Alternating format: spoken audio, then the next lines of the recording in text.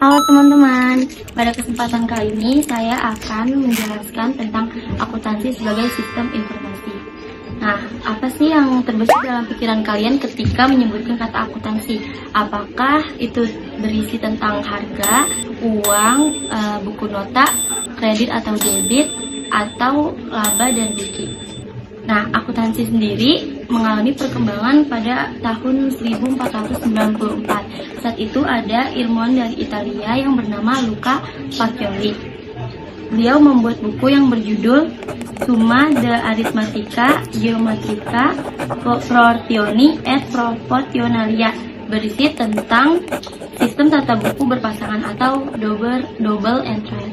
Kemudian Luca Pacioli ini dijuluki sebagai Bapak Akuntansi atau the Father of Accounting. Kemudian pada abad 18 sampai 19 terjadi revolusi industri yang menyebabkan akuntansi itu berkembang sampai ke negara Amerika. Kemudian terjadinya berkembangnya akuntansi ke negara Indonesia disebabkan oleh penjajahan Belanda, karena pada saat itu Belanda menggunakan akuntansi dalam pembukuan. Lalu, pengertian dari akuntansi sendiri adalah proses mengidentifikasi, mengukur, dan melaporkan informasi ekonomi yang memungkinkan pengambilan keputusan dan penilaian yang jelas serta tidak membingungkan oleh penggunanya. Akuntansi sendiri memiliki beberapa manfaat, diantaranya membantu dalam perencanaan keuangan perusahaan. Informasi keuangan yang dihasilkan dari akuntansi dapat digunakan untuk menyusun rencana keuangan yang efektif dan efisien. Selain itu, tujuan utama dari akuntansi adalah menyediakan informasi yang relevan dan akurat mengenai keuangan entitas tersebut. Dengan kata lain, akuntansi merupakan bahasa yang digunakan untuk menggambarkan aktivitas keuangan suatu entitas secara terstruktur dan terperinci. Pemakai informasi akuntansi. Akuntansi menyediakan informasi untuk berbagai pihak sesuai dengan kebutuhannya. Pemakai informasi akuntansi dapat dibagi menjadi dua kelompok, yaitu pihak internal dan pihak eksternal. Pihak internal adalah orang yang berasal atau bekerja di dalam perusahaan, sedangkan pihak eksternal adalah orang yang berasal dari luar perusahaan. Pihak internal itu bertugas melindungi harta perusahaan, menyusun rencana perusahaan, dan menghitung laba rugi perusahaan. Nah, kalau pihak eksternal contohnya adalah pemilik atau investor, kreditor, pelanggan, dan pemasok. Pihak-pihak yang membutuhkan informasi akuntansi. Yang pertama itu ada investor. Investor membutuhkan informasi akuntansi untuk menentukan keputusan dalam membeli, menahan, dan menjual investasi saham dalam perusahaan. Yang kedua itu ada karyawan. Karyawan membutuhkan informasi akuntansi untuk menilai kemampuan perusahaan dalam memberikan balas jasa, manfaat pensiun, dan kesempatan kerja. Yang ketiga itu ada kreditor. Kreditor membutuhkan informasi akuntansi untuk menilai kemampuan perusahaan dalam mengembalikan pinjaman dan bunganya pada saat jatuh tempo. Yang keempat itu ada pemasok dan kreditor usaha lainnya.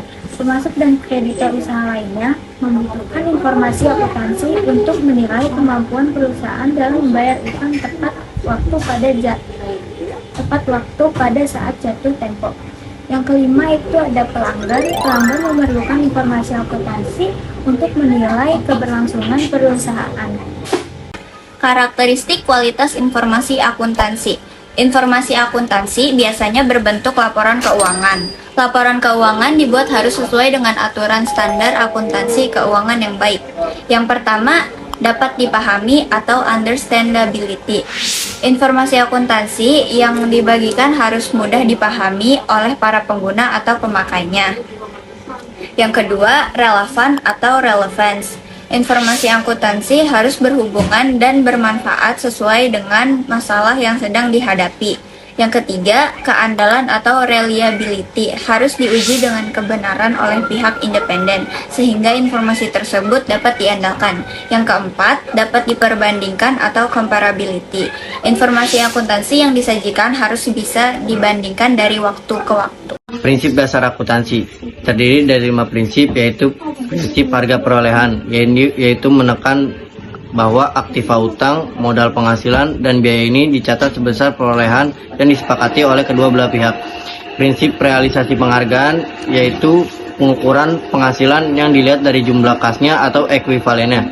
Prinsip objektif yaitu prinsip laporan keuangan yang disusun oleh data-data akuntansi atau bukti-bukti transaksi objektif. Prinsip pengungkapan penuh yaitu laporan keuangan yang informasinya secara menyeluruh baik kualitatif maupun kuantitatif. Prinsip konsistensi yaitu laporan keuangan yang harus dibuat format yang sama dan tidak boleh diubah-ubah. Lalu yang terakhir ada bidang-bidang akuntansi. Yang pertama ada akuntansi keuangan atau financial accounting. Bidang akuntansi ini berkaitan dengan pelaporan keuangan perusahaan yang secara khusus memusatkan perhatiannya pada pencatatan transaksi perusahaan secara periodik.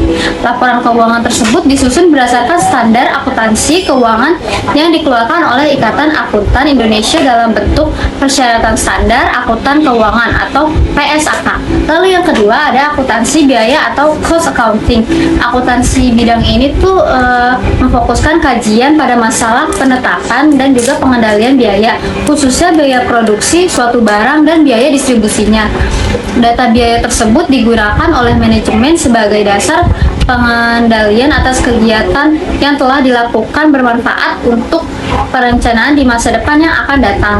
Lalu yang ketiga, akuntansi manajemen atau manajemen accounting. Bidang akuntansi ini menekankan kajiannya pada pengendalian kegiatan perusahaan, memantau arus kas, dan menilai alternatif dalam pengambilan keputusan. Kegunaan akuntansi manajemen dalam pengambilan keputusan misalnya dalam penetapan harga jual, metode produksi, investasi, dan pembelanjaan. Lalu yang keempat ada akuntansi pemeriksaan atau auditing. Kegiatan bidang akuntansi ini berkaitan dengan pemeriksaan terhadap laporan yang dihasilkan akuntansi keuangan dan memberikan pendapat mengenai kewajaran laporan tersebut. Tujuan pemeriksaan ini atau audit diantaranya agar informasi akuntansi yang disajikan dapat dipertanggungjawabkan kebenarannya. Lalu yang kelima ada akuntansi perpajakan atau tax accounting. Bidang akuntansi ini digunakan untuk tujuan perpajakan. Dalam akuntansi sendiri perpajakan terdapat perbedaan konsep tentang transaksi dan kejadian keuangan, metode pengukuran, dan cara pelaporan. Konsep-konsep tersebut ditetapkan dalam undang-undang dan peraturan perpajakan. Lalu yang keenam ada akuntansi internasional atau international accounting. Bidang akuntansi ini menyangkut transaksi khusus yang berkaitan dengan organisasi perdagangan internasional dan perusahaan-perusahaan multinasional yang lingkup aktivitasnya lebih dari satu negara dan kegiatannya berkaitan dengan kegiatan ekspor dan impor. Spesialisasi dalam bidang ini berkaitan dengan bea cukai, hukum, dan perpajakan dari berbagai negara. Lalu selanjutnya yang ketujuh ada akuntansi lembaga nirlaba atau non-profit accounting. Bidang akuntansi ini secara khusus diterapkan pada organisasi-organisasi yang aktivitasnya bukan bertujuan mencari laba, misalnya yayasan, lembaga sosial, lembaga pendidikan, dan lembaga swadaya masyarakat. Unsur penting dari akuntansi ini adalah sistem akuntansi yang menjamin aktivitas manajemen sesuai dengan undang-undang, lembaga, atau individu yang menyumbang. Lalu kedelapan, akuntansi anggaran atau budgetary accounting. Bidang akuntansi ini memfokuskan kajiannya pada perencanaan keuangan perusahaan untuk jangka waktu tertentu di masa yang akan datang, analisis, serta pengendaliannya. Rencana keuangan atau anggaran tersebut dibandingkan dengan realisasinya sehingga menjadi alat kontrol bagi perusahaan dalam mengatur keuangan. Lalu yang kesembilan ada akuntansi sektor publik. Bidang akuntansi sektor publik kajiannya berkaitan dengan pengelolaan dana yang berasal dari masyarakat atau keuangan negara, public money, serta pertanggungjawabannya. Akuntansi sektor publik memfokuskan kajiannya pada pengelolaan anggaran pendapatan dan belanja negara atau APBN serta anggaran pendapatan dan belanja daerah APBD. Akuntansi yang ke-10 ada akuntansi pemerintahan governmental accounting. Bidang akuntansi ini kajiannya berkaitan dengan pencatatan dan pelaporan transaksi-transaksi yang terjadi di badan pemerintahan. Bidang ini mencakup pengendalian atas pengeluaran melalui anggaran negara dan kesesuaian dengan ketentuan undang-undang yang berlaku. Lalu yang ke-11 ada akuntansi atau sistem akuntansi, accounting system. Bidang akuntansi ini menitik beratkan kajiannya pada perancangan, perangkat, pencatatan, dan pengolahan data agar laporan keuangan dapat disusun dan disajikan dengan cepat, akurat, dan efisien. Sistem akuntansi dibuat sebagai acuan dan alat kendali keuangan perusahaan sehingga dapat menyajikan laporan keuangan yang sesuai dengan standar akuntansi keuangan atau SAP dan berguna bagi para pemakainya. Lalu yang terakhir, yang ke-12, sistem informasi akuntansi atau information system accounting. Bidang akuntansi bertujuan menyediakan informasi keuangan maupun non-keuangan yang diperlukan untuk melaksanakan kegiatan organisasi secara efektif. Melalui sistem ini diproses informasi yang diperlukan untuk menyusun laporan kepada pemegang saham, kreditor, badan-badan pemerintah, dan pihak lainnya. Sistem yang dirancang harus menyediakan cara untuk melindungi kekayaan perusahaan sehingga terdapat pengendalian internal. Profesi akuntan memiliki keahlian profesional dan telah mendapatkan pendidikan dan pelatih teknis yang cukup lulus ujian profesi, serta mendapatkan pengawasan dari organisasi profesi yang berwenang. 1. Akuntan perusahaan. Akuntan perusahaan merupakan akuntan yang bekerja di sebuah perusahaan dan bertanggung jawab menjalankan fungsi akuntansi di perusahaan tersebut. Akuntan pemerintah. Akuntan pemerintah adalah akuntan yang bekerja sebagai pegawai negeri sipil dan bertugas menjalankan fungsi akuntansi untuk keperluan penganggaran dan pengawasan dan pemeriksaan uang negara khususnya yang sudah ditetapkan dalam APBN. 4. Akuntan pendidikan. Akuntan pendidikan adalah akuntan bekerja di dunia pendidikan seperti guru dan dosen yang menyebarluaskan ilmu akuntansi kepada masyarakat melalui jalur pendidikan. Seorang akuntan pendidikan diantaranya memiliki tugas yaitu 1. Menyusun kurikulum pendidikan akuntansi untuk mengajarkan akuntansi di sebuah lembaga pendidikan. 2. Melakukan penelitian dan pengembangan ilmu akuntansi.